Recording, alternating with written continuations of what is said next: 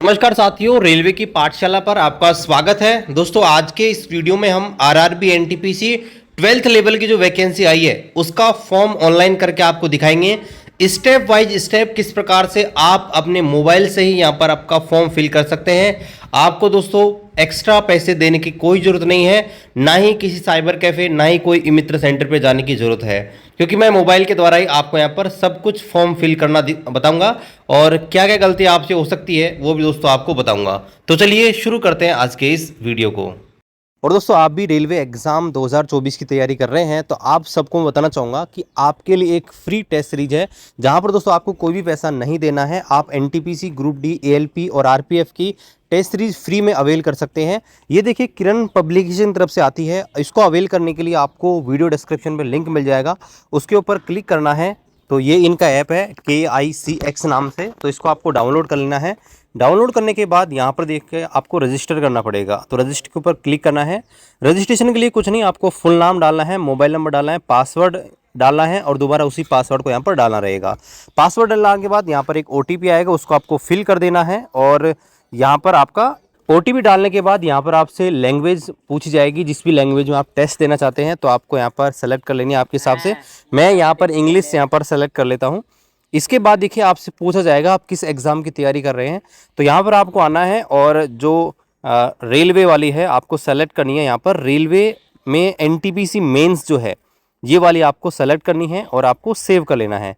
जैसे आप सेव करेंगे बस इतना सा काम आपको करना है और यहाँ पर आपकी 500 से ज़्यादा टेस्ट आपके खुल जाएंगे। यहाँ पर आप देखेंगे, आपको प्रैक्टिस नाउ के ऊपर क्लिक करना है तो आपके टेस्ट अवेलेबल है, जिनको आप यहाँ पर फ्री में देख सकते हैं। यहाँ पर देखिए, जैसे ये टेस्ट आप देखेंगे RRB NTPC, group D, ALP और आरपीएफ एग्जाम के लिए, ये यहाँ पर देख सकते हैं 89 फ्री टेस्ट। इसके ऊपर क्लिक करेंगे व्यू ऑल टेस्ट पे, तो ये सारे के सारे टेस्ट आप अवेल कर सकते हैं, फ्री ऑफ कॉस्ट यहाँ पर दे सकते हैं।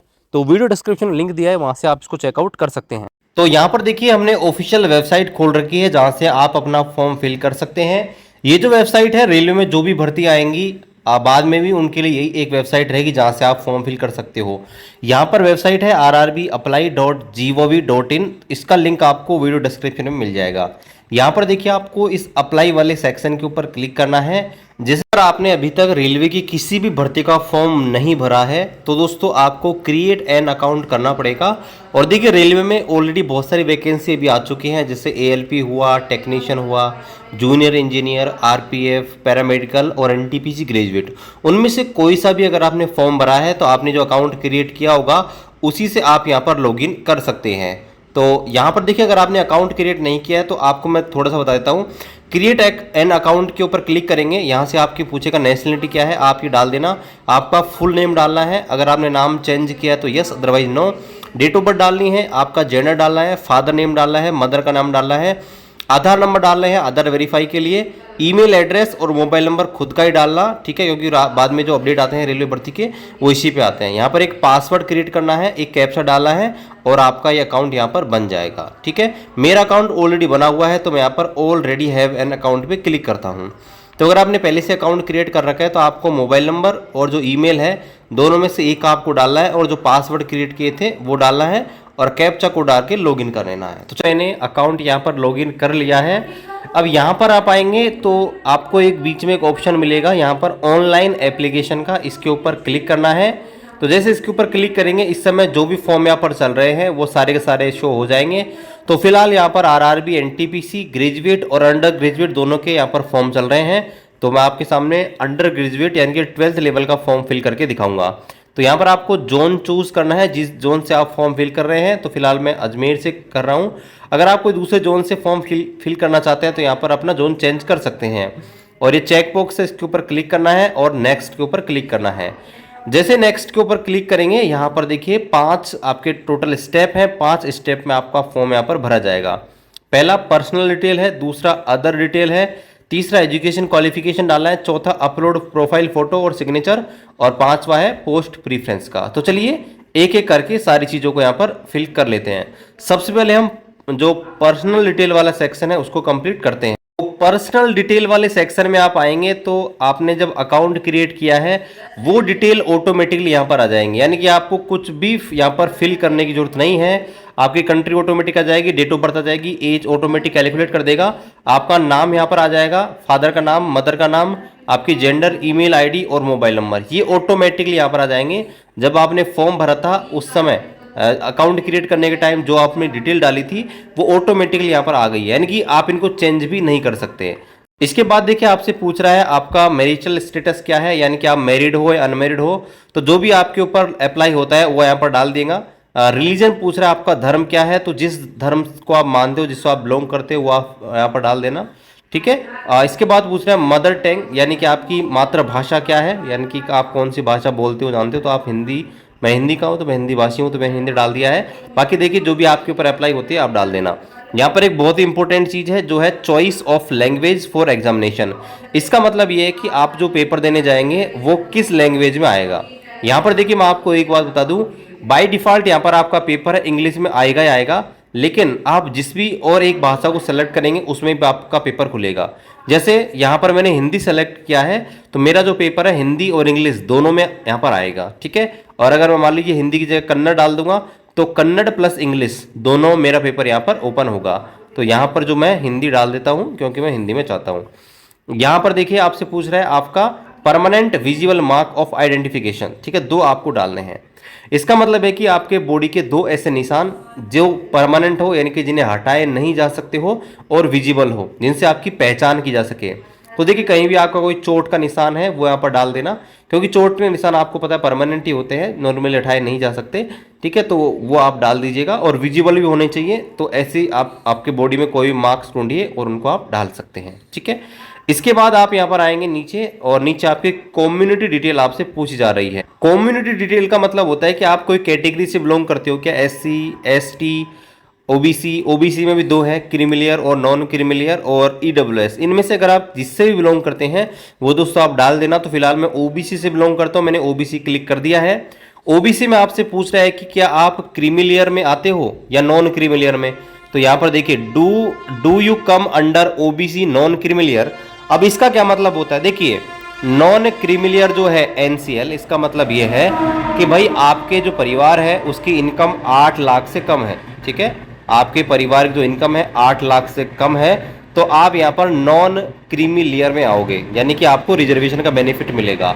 लेकिन अगर आपके परिवार की इनकम 8 लाख से कम, 8 लाख से ज़्यादा है, ठीक है, एनुअली जो इनकम है यानी कि वार्षिक आय जो है अगर 8 लाख से ऊपर है तो दोस्तों आपको रिजर्वेशन का बेनिफिट नहीं मिलेगा और आप यहाँ पर क्रीमी लेयर में आते हो, तो आप ये चेक कर लेना।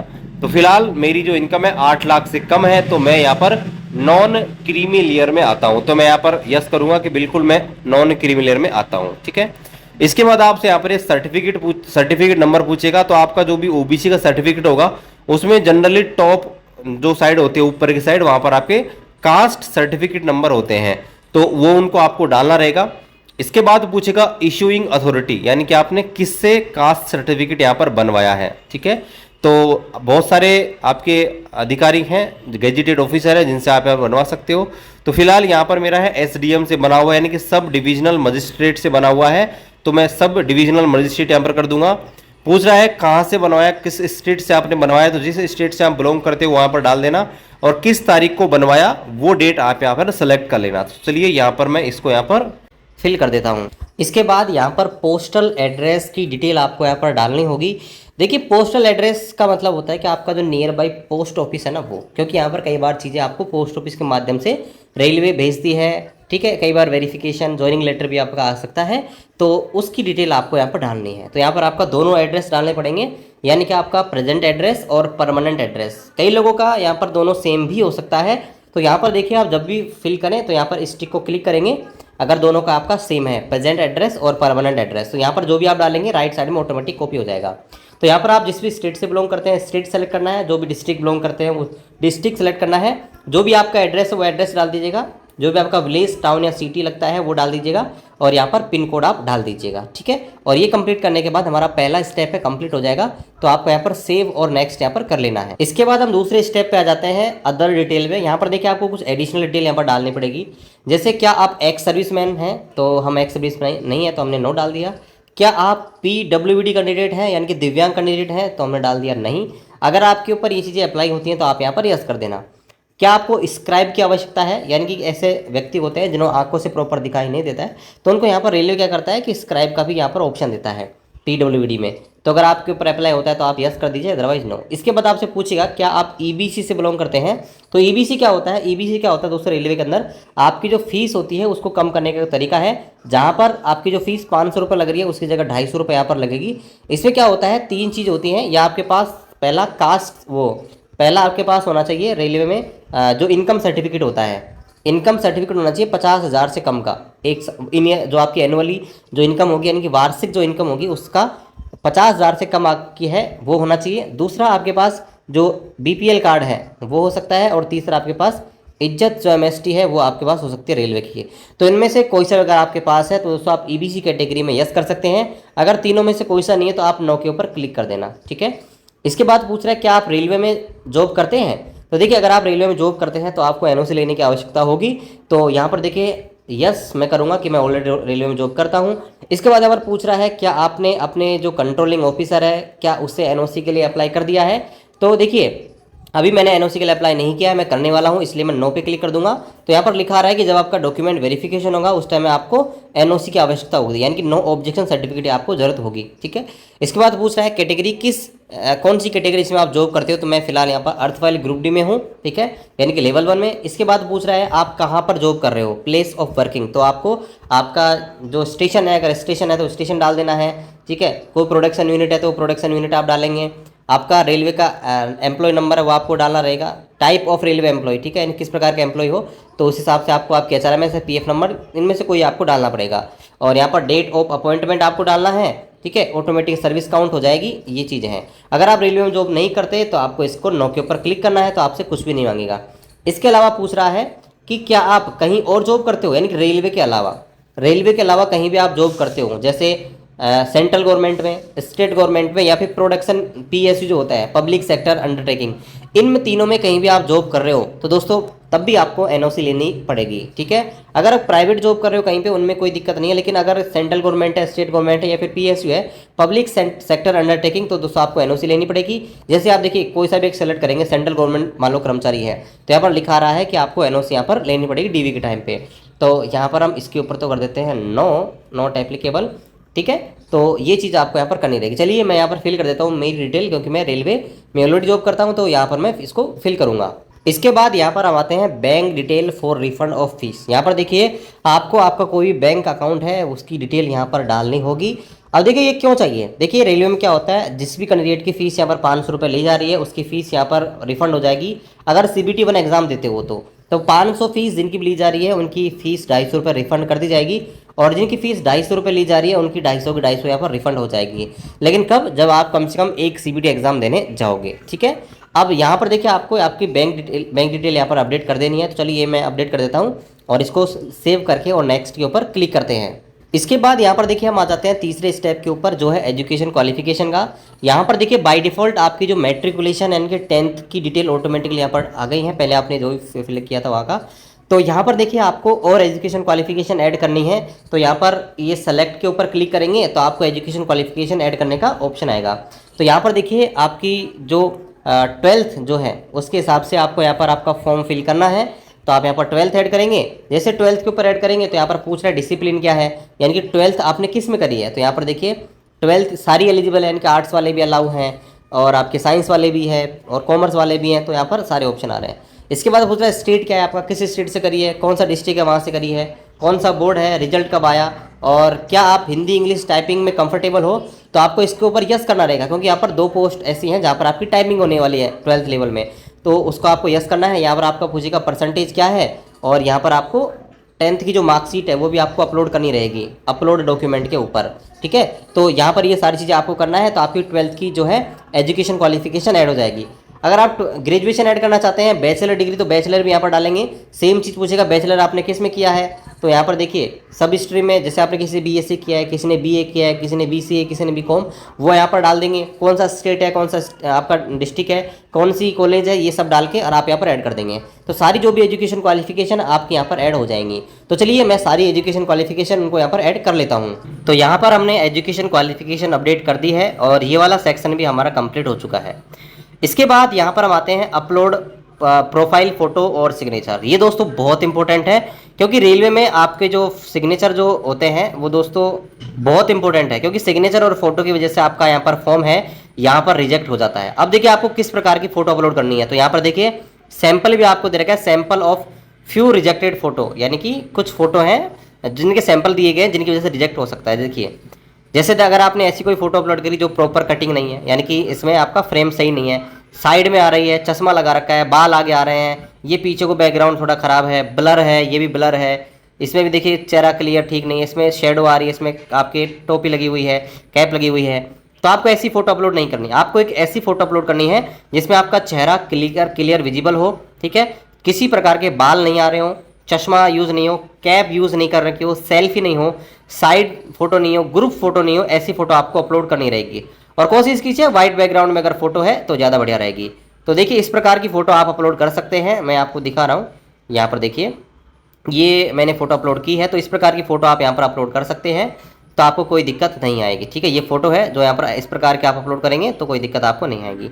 यहाँ पर आप देख सकते हैं इन्होंने बताया भी है, कलर्ड फोटो होनी चाहिए, 6 महीने से पुरानी ज़्यादा नहीं होनी चाहिए, जेपीजी फॉर्मेट में होनी चाहिए, 30 के 70 के बीच यहाँ पर होनी चाहिए, मोबाइल से ली हुई नहीं होनी चाहिए, सेल्फी वगैरह नहीं होनी चाहिए। तो ये सारी चीज़ें आप यहाँ पर ध्यान रखें। ठीक है, ये दोस्तों हो गया यहाँ पर का फोटो के बारे में। इसके बाद आप आते हैं सिग्नेचर में। सिग्नेचर में आपको एक चीज़ विशेष रूप से ध्यान रखनी है, वो ये है कि यहाँ पर पहला तो व्हाइट पेपर के ऊपर आप जो है ये साइन करके रखें, और व्हाइट पेपर के ऊपर जो साइन है उनको दोस्तों यहाँ पर लिख के और अपलोड करें। ठीक है, ब्लू या ब्लैक पेन से लिख सकते हैं। इंपॉर्टेंट चीज़ ये कि रनिंग हैंड राइटिंग में आपका सिग्नेचर होना चाहिए। अगर आपने आपका साइन है वो रनिंग हैंड राइटिंग में नहीं किया तो आपका फॉर्म रिजेक्ट हो जाएगा, क्योंकि यहाँ पर क्लियर भी आप देख सकते हैं, यहाँ पर देखिए ये क्लियर बता रखा है रेड लाइन डाल के, any deviation in uploaded signature other than standard specification mention above will lead to rejection at later stage after submission of application. यानी कि आपने गलत आपका सिग्नेचर डाल दिया, जो रेलवे बता रही है वैसा नहीं किया, तो आपका फॉर्म यहाँ पर रिजेक्ट हो जाएगा। अब देखिए जैसे सपोज कीजिए भाई मेरा नाम जो है यहाँ पर आप कुछ मान लीजिए, मेरा नाम अक्षय मान लीजिए, तो ये यहाँ पर अगर इस प्रकार से आप साइन करेंगे, ठीक है, यहाँ पर देखिए इस प्रकार से आप साइन करेंगे ये, तो दोस्तों ये आपका फॉर्म यहाँ पर रिजेक्ट हो जाएगा अगर इस प्रकार से आपने अपलोड किया तो। ठीक है, लेकिन यही साइन आप इस प्रकार से करेंगे, ठीक है, इस प्रकार से, तो यहाँ पर आपका फॉर्म रिजेक्ट नहीं होगा, ये आपका साइन वैलिड है। यानी कि आपको ब्लॉक लेटर के अंदर साइन नहीं करने, रनिंग हैंड राइटिंग के अंदर आपको साइन यहाँ पर करने हैं। ठीक है, तो उस हिसाब से यहाँ पर आप चेक कर सकते हैं। तो चलिए मैं यहाँ पर फोटो सिग्नेचर दोनों यहाँ पर अपलोड कर देता हूँ। इसके बाद यहाँ पर लास्ट स्टेप है हमारा जो है पोस्ट प्रीफ्रेंस का। देखिए पोस्ट प्रीफ्रेंस का मतलब क्या होता है कि भाई आप जिस जोन से अप्लाई कर रहे हैं ना फॉर्म, वहाँ पर एक से ज़्यादा पोस्ट अवेलेबल हैं आपकी एजुकेशन क्वालिफिकेशन के हिसाब से, या एक से ज़्यादा भर्ती यहाँ पर आती है, तो आप कौन सी पोस्ट यहाँ पर लेना पसंद करोगे अगर आपको दोनों में से एक चूज़ करनी हो। ठीक है, मतलब प्रीफ्रेंस डालना है कि भाई आपकी चॉइस क्या है, कि पहली आपकी प्रायोरिटी क्या है, अगर ये जॉब मिल जाए तो ठीक है, अगर ये नहीं मिले तो ये मिल जाए। ठीक है, तो ये प्रीफ्रेंस होती है। तो यहाँ पर अगर आपके मार्क्स अच्छे हुए तो आपको ये पोस्ट प्रीफ्रेंस मिल सकती है, और मेडिकल स्टैंडर्ड अच्छा हुआ तो मिल सकती है। तो यहाँ पर देखिए दो ही पोस्ट यहाँ पर आ रही हैं, कमर्शियल कम टिकट क्लर्क और जूनियर क्लर्क कम टाइप्स, दो ही वैकेंसी यहाँ पर है आरआरबी अजमेर से। तो यहाँ पर मैं पहले सीसीटीसी को डाल देता हूँ, और फिर यहाँ पर जो है उसके बाद यहाँ पर जूनियर क्लर्क कम टाइपिस्ट को डाल देता हूँ। तो यहाँ पर मैंने ये यहाँ पर डाल दिए दोनों। इसके बाद यहाँ पर डालने के बाद यहाँ पर देखिए इस चेक बॉक्स के ऊपर क्लिक करना है कि भाई मैंने जो ऑर्डर डाला है एकदम सही है, और ये करने के बाद एक डिक्लेरेशन आएगा, इस डिक्लेरेशन को आपको अच्छे से पढ़ लेना है। इस डिक्लेरेशन में ये लिखा गया है कि मैंने जो भी जानकारी दी है वो एकदम सही है, और मुझे रेलवे की जो टर्म्स कंडीशन है वो यहाँ पर सेटिस्फाई है। ठीक है, और नीचे आपको प्लेस डालने का ऑप्शन आएगा, वो प्लेस डालना है, और जिस तारीख को आप फॉर्म फिल कर रहे हो वो डेट ऑटोमेटिकली यहाँ पर आ जाएगी। यहाँ पर इसके बाद आपको प्रीव्यू एप्लीकेशन के ऊपर क्लिक करना है। तो यहाँ देखिए जो भी आपने फॉर्म फिल किया है वो यहाँ पर ऑटोमेटिक आपका शो हो जाए, जो भी डिटेल वगैरह आपने डाली है यहाँ पर ऑटोमेटिक आ जाएंगी। ठीक है, अब यहाँ पर आपको क्लिक करना है I have recheck and above detail and found correct, इसके ऊपर क्लिक करना है, और सबमिट के ऊपर क्लिक करना है। यहाँ पर एक चीज़ ध्यान देने की है, अगर आपने सबमिट के ऊपर क्लिक कर दिया तो आप इसके अंदर कोई करेक्शन नहीं कर सकते, यानी कि फॉर्म फिल करने के बाद किसी प्रकार का बदलाव नहीं कर सकते। बाद में आपका मॉडिफिकेशन लिंक जरूर ओपन होगा जिसमें आपको 250 रुपए देने पड़ेंगे। तो यहाँ पर जैसे सबमिट के ऊपर क्लिक करेंगे, यहाँ पर देखिए लिखा आ रहा है applicant will not able to make any correction in the online application after submission. तो आपने अगर आपकी डिटेल एकदम सही डाल दी है और आप श्योर हो कि भाई कुछ भी चेंज नहीं करना, तो दोस्तों आप सबमिट, फाइनल सबमिट के ऊपर क्लिक कर देना, ठीक है। अदरवाइज आपको लगता है कि भाई कुछ चीजें मुझे कैंसिल करनी है, तो आप कैंसिल के ऊपर क्लिक कर सकते हैं और दोबारा आपकी जो भी डिटेल है वो यहाँ पर दोबारा से फिल कर सकते हैं। इसके बाद आपको फीस पेमेंट करने के लिए बोला जाएगा, तो यहाँ पर पे विद रोजर पे हम जाएंगे और जो भी पेमेंट गेटवे है सारे के सारे ओपन हो जाएंगे। तो यहाँ पर देखिए आप जो है किसी से भी कर सकते हैं, कार्ड से भी कर सकते हैं, यूपीआई से कर सकते हैं, नेट बैंकिंग से कर सकते हैं। तो सबसे सिंपल है, आप अपना जो यूपीआई ऐप है उससे कीजिए, जैसे फोन पे से करेंगे तो फोन पे जैसे जाएंगे तो फोन पे यहाँ पर आपसे पूछेगा, यहाँ पर देखिए कुछ प्रॉब्लम यहाँ पर आ रहा है इनका, तो आप यूपीआई आईडी डाल के यहाँ पर कर सकते हैं। आपकी जो भी यूपीआई आईडी होगी वो यहाँ पर डालेंगे और उसके बाद जो @YBL हो सकता है, फोन पे का होगा तो यूपीआई हो सकता है, पेटीएम हो सकता है, वो आपको डालना है। और उसके बाद आपको जो भी ऐप है, जैसे गूगल पे से करेंगे गूगल पे भी रिक्वेस्ट जाएगा, फोन पे भी करेंगे फोन पे भी रिक्वेस्ट जाएगा, उस रिक्वेस्ट को एक्सेप्ट करना है, आपका जो यूपीआई पिन है डालना है और आपका फॉर्म यहाँ पर सफलतापूर्वक भर दिया जाएगा। बस इतना ही दोस्तों आपको काम यहाँ पर करना है। तो यहाँ पर ये सब कुछ प्रोसेस था यहाँ पर आरआरबी एनटीपीसी 12th पास का फॉर्म फिल करने का। और देखिए किसी प्रकार के आपको कोई प्रॉब्लम हो रही है फॉर्म फिल करने में, वो दोस्तों आप कमेंट कर सकते हैं। इसके अलावा रेलवे के जो ऑफिशियल मोबाइल नंबर, इन पर भी दोस्तों आप यहाँ पर कॉल कर सकते हैं, ये आपको नंबर दिए गए हैं। इसके अलावा ये ईमेल आईडी है जिस पर आप ईमेल कर सकते हैं 10 बजे से 5 बजे तक, ताकि आपको कोई भी प्रॉब्लम हो रही है फॉर्म फिल करने में, वो दोस्तों आपका जवाब यहाँ पर दे देंगे। बाकी चैनल पर आप नए हैं, चैनल को जरूर सब्सक्राइब करें, शेयर करें। मिलते हैं अगले वीडियो में, तब तक जय हिंद, वंदे मातरम।